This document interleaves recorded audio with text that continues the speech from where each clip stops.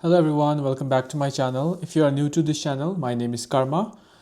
If you have come to this channel while you are preparing for your PTE, you have come to the right place.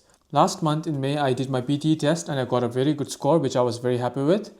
After doing my test and receiving my score, I thought it would be best if I shared my experiences with others and helped them prepare with their test as well. So that's what I did, and a couple of weeks ago I uploaded a YouTube video where I shared some tips and tricks on how to prepare for the PTE test. The video did very well. In that video, a lot of people had commented requesting me and asking me to upload a more detailed video about each component of the PTE test and give more examples as well. And that is exactly what I'm doing. In this video today, I'll be talking more about the speaking component of the PTE test, where I will give you more examples so that it helps you prepare better. So let's jump right into the speaking component. As I mentioned earlier, in this video I will mainly give you the tips with demos and examples. This first video will mainly focus on the speaking component of the PTE test. There are 5 different activities for the speaking component. They are read aloud, repeat sentence, describing image, retell lecture, and short Q&A. I'll explain them each one by one with examples so that you would be able to understand better.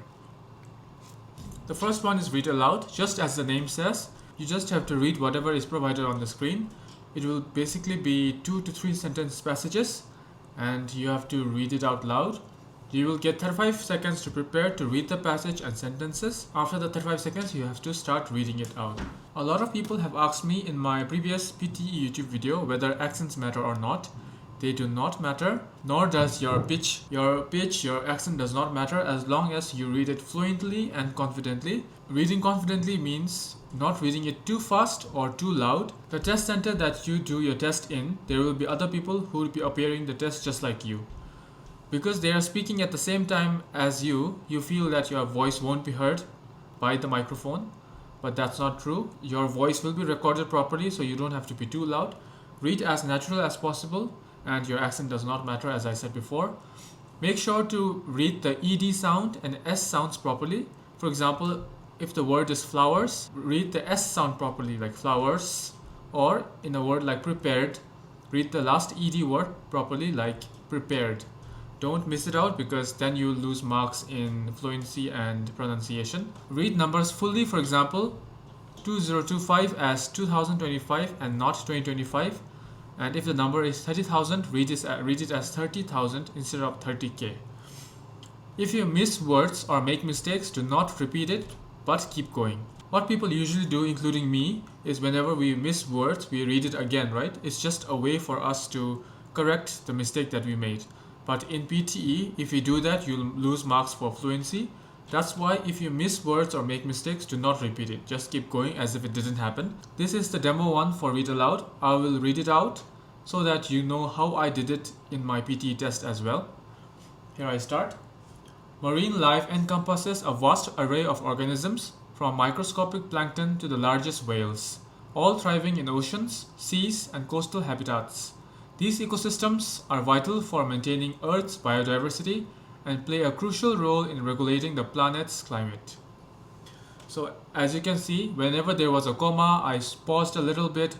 Whenever there was a full stop, I stopped a little bit. This is how you should read it, with your natural accent and not too fast as well. While reading, if you make a mistake, just keep going and don't repeat the word because you might lose marks in fluency and pronunciation. The second demo. Emotional intelligence is the ability to recognize, understand, and manage one's own emotions while also empathizing with the emotions of others. It plays a crucial role in effective communication, conflict resolution, and building strong interpersonal relationships. So yeah, this is how you should do it, as natural as possible, pausing when there is a comma, stopping when there is a full stop, and as natural as possible, and not too loud as well. And I'm sure you will be able to get good scores. Now we will move on to the next activity, which is repeat sentence. In this activity, you will be provided an audio where you have to listen carefully to the audio and repeat whatever you heard. There will be 10 to 12 questions. Recording starts after half or 1 second right after the audio ends. So unlike the read aloud, there is no time for you to prepare. You need to start speaking as soon as the audio ends. There will be no beep indicating when to start speaking, So please start speaking as soon as the audio ends. I would recommend not to make notes during this activity because you don't really have time to make notes. If you don't remember everything, it's okay. Speak what you remember fluently and confidently. Say something at the end if you don't remember, and do not stay silent if you don't remember. So because you have to remember what you heard in the audio and repeat it, it's kind of like a memory game, but not everyone has a very good memory, and that is completely okay. Even if you can't remember the full sentence, you just speak whatever you remember, and if you don't remember the rest, just don't remain silent. You can fill it up with your own words. I will explain it further with an example. Using sun protection like sunscreen is very important, especially in summer.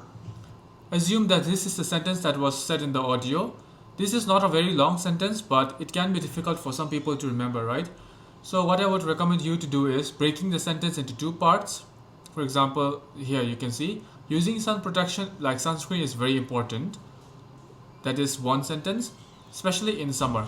Try breaking it into two different parts so that it's easier to remember. Some people might not be able to remember the entire sentence. So for example, you are only able to remember this part. Using sun protection like sunscreen is very important, and you don't remember this. What you can do is you can say anything in your own words to fill up the gap. Using sun protection like sunscreen is very important, so I always do that.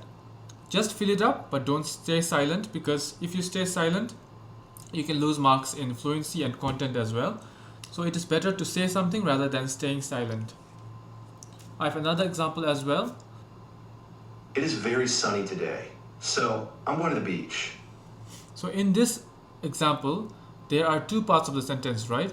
If you break the sentence into two parts, it will be easier for you to remember. You can break the sentence into two parts like this. It is very sunny today, one part. So I'm going to the beach, second part. This will make it easier for you to remember. And even if you don't remember the entire sentence, just like the previous example, if you could only remember the first part, which is it is very sunny today, you don't remember the second part. What you can do is, it is very sunny today, so I took a shower. You can add anything at the end if you don't remember, but just don't stay silent. This is pretty much it for the second activity. Now the third activity, describing image. Describing image, as you might know or might not know, is the activity which I was a little nervous about myself when I did the exams. In the describing image, you will be given 1 to 2 questions. You will be provided an image on the screen, and you will have to describe that image in your own words and speak at least for 30 to 40 seconds. You will be given 25 seconds to look at the image and prepare before you start speaking. You will be given 40 seconds to speak, but I would recommend you to speak at least for 30 seconds. Talk anything about the image, but it must be relevant. In the past, what I heard is you could memorize the template and then you could use the template in the test, whether it is relevant to the image or not. But now, in 2025, you can't do that anymore. You have to say something about the image, and it has to be relevant to the image. So that's why there is no template, because there can be different types of images that can be given. You could either talk about the highest and lowest features of the image, the smallest and biggest features of the image, the color, whether it's increasing or decreasing, or it's more or less. This will make it easier for you to describe the image. I would also recommend you to use the noteboard which will be provided to you, so that you can make notes about the image while you are still preparing. This will help you speak fluently. This is the first demo. So as you can see, there is a line graph on the screen, and it talks about the population in India and China. So this is how I will describe the image. Right now, the image provided is a graph, so that's why my structure is applicable. But if it's not a graph, and if it's a different kind of image, then this structure is not applicable, and you will have to describe the image in a different way. So this is how I will describe my image. The line graph gives information about the population in India and China. The x-axis represents the year, and the y-axis represents the population in billions. Both countries have increasing growth in population.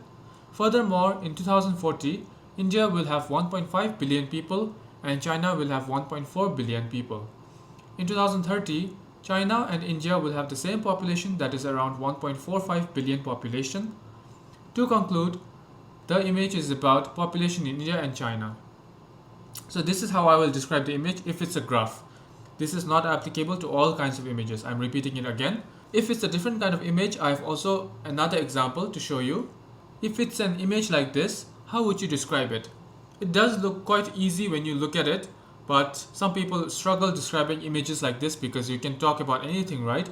So this is how I would describe the image if it was just a random picture like that. The image gives information about a market. There are buildings in the background and a lot of people. The weather looks sunny.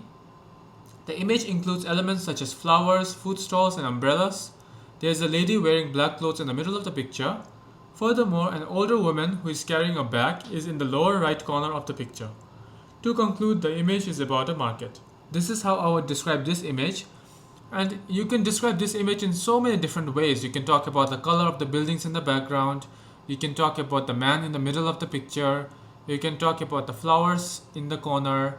You can talk about the guy in the blue shirt. So it can be anything as long as it's relevant to the image. That's why when a picture is provided like this, you don't have to worry about anything. As long as you can describe the image in a way it is relevant to the picture. So this is all about describing image. I'm sharing you the different types of images that can come up in the test. It can be a pie chart, a bar graph, an overview of an apartment. It can also be an aerial view of a traffic intersection or a roundabout. It can also be a diagram like that. So please prepare accordingly. I can't tell you which image will come up in the test, but these are the possibilities. So please prepare accordingly. The next activity is the Retell lecture. In this activity, what will happen is they will make you listen to an audio about any kind of topic. You will have to listen to the audio and then you will have to summarize it and retell whatever you heard in the audio. So that's why you need to make notes. And when you make notes, please make short, understandable notes, 4 to 5 key points, and also make sure to write down the topic of the lecture. There will be 1 to 2 questions. You will be given 10 seconds to prepare before you start speaking. You will be provided 40 seconds to speak whatever you heard in the lecture. Please listen carefully to the audio or video, and remember that there is no template for this activity as well. In the past, there used to be a template, but now there is no template because the AI can easily detect if you are using a template or not. But there is a structure that can be used, and I have provided the structure as well. This is just a demo or the structure that I have provided. I've asked you earlier to write 4 to 5 key points, right? And also the topic of the lecture. Now what you can do is you can use those notes and put it in this structure, and it will help you retell the lecture. For example, in this structure you can see the line, additionally he said point number 4. If the point number 4 that you have written down is government policies, you can't just use the word directly in the structure because it wouldn't make sense, right? You will have to say something about government policies in a way that it is understandable. That's why I told you earlier to write down notes which is a little understandable so that you can elaborate when you speak on it. And the last line, overall the lecture was about dash. The dash is the topic, and he focused on dash and dash. And you can use any of the 2 points that you noted down and fill it up in the last 2 blanks. So this is all about Retell lecture. The last one from the speaking component is short Q&A. Short Q&A, there will be 5 to 6 questions, and it will be very easy short questions. You can't really practice this because it's a general knowledge questions. Because the questions that are asked is very short, you need to also give few words responses, which is basically 1 to 3 words. If you don't know the answer, repeat keywords from the question and don't stay silent. I have one example to show you so that you understand what I'm talking about. Let's listen to the question. What is the process where water changes from liquid to gas? So the question is, what is the process where water changes from liquid to gas? The answer is evaporation, right? When you say the answer, you don't have to say it in a full sentence, like the process is evaporation. You don't have to do that. You can just answer with one word, that is evaporation. I would recommend you to wait for 1 second after the recording starts just to make sure that your answer is captured properly and it is not cut. The questions in this activity are short and easy to understand, so I'm sure that you'll be able to score in this activity and you wouldn't find it very challenging. This would be the end of the speaking component for the PTE test, and as long as you practice well and you use the tips that I've provided, you'll be able to score very well. In my next video, I'll speak more on the writing component, so please make sure to follow my channel and support my channel so that I will be able to help you as well. Thank you and see you next time. You can always drop comments in the comment section below and I'll try to help you as much as possible.